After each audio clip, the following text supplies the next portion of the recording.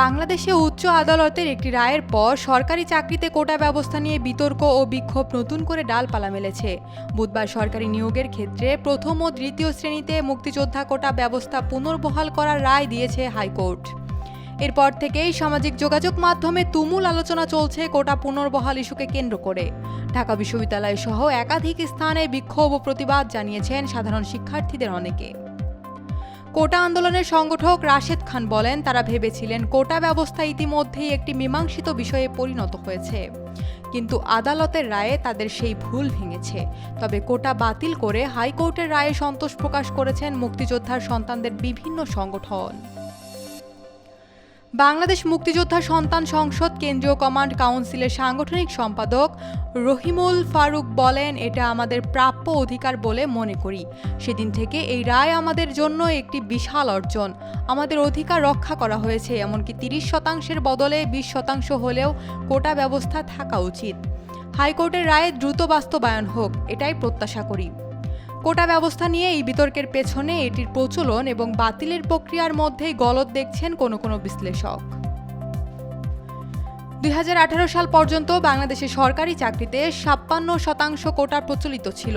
তবে ওই বছর ঢাকা বিশ্ববিদ্যালয় সহ বিভিন্ন শিক্ষা প্রতিষ্ঠানে ব্যাপক কোটা বিরোধী আন্দোলন হয়।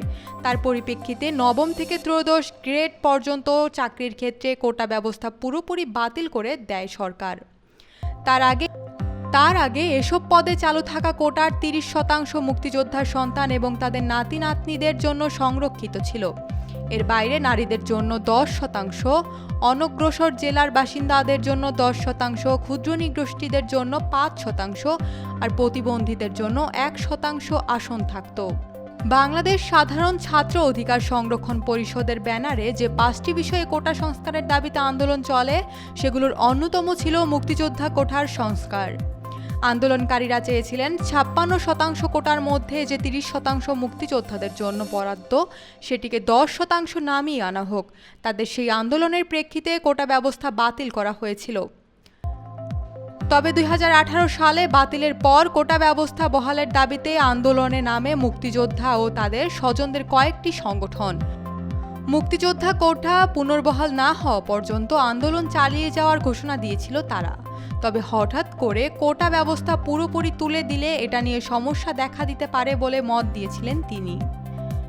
নারী এবং উপজাতি কোটা পুরোপুরি তুলে দেওয়া ঠিক হবে না, তবে কোটা ব্যবস্থা প্রতি 5 বছর পর মূল্যায়ন করা উচিত বলে মত দিয়েছিলেন অনেক বিশ্লেষক। তবে এসব পরামর্শ আমলে না নিয়ে 2018 সালের 4 অক্টোবর একটি প্রজ্ঞাপন জারি করে কোটা ব্যবস্থা পুরোপুরি বাতিল করে দেয় সরকার। সেই সময় প্রধানমন্ত্রী শেখ হাসিনা বলেন, ছাত্ররা কোটা ব্যবস্থা চায় না, তারা আন্দোলন করেছে, ফলে কোটা ব্যবস্থা বাতিল করে দেওয়া হয়েছে। এ নিয়ে আর আলোচনা করার বা হা-হুতাশ করার কিছু নেই।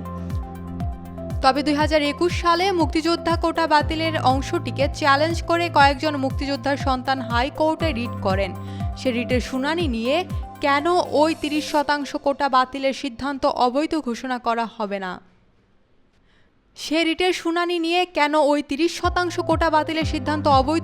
করা হবে না তা জানতে চেয়ে রুল জারি করা হয়। সর্বশেষ বুধবার সেই রুল যথাযথ ঘোষণা করে রায় দেন হাইকোর্ট। সরকারি চাকরিতে মুক্তিযোদ্ধা কোটা বহাল রেখে হাইকোর্টের রায় আসার পর ঢাকা বিশ্ববিদ্যালয় ক্যাম্পাসে প্রতিবাদ জানিয়েছে সাধারণ শিক্ষার্থীদের অনেকে। এছাড়াও এই সিদ্ধান্তের প্রতিবাদে বিক্ষোভ হয়েছে জাহাঙ্গীরনগর ও জগন্নাথ বিশ্ববিদ্যালয়েও।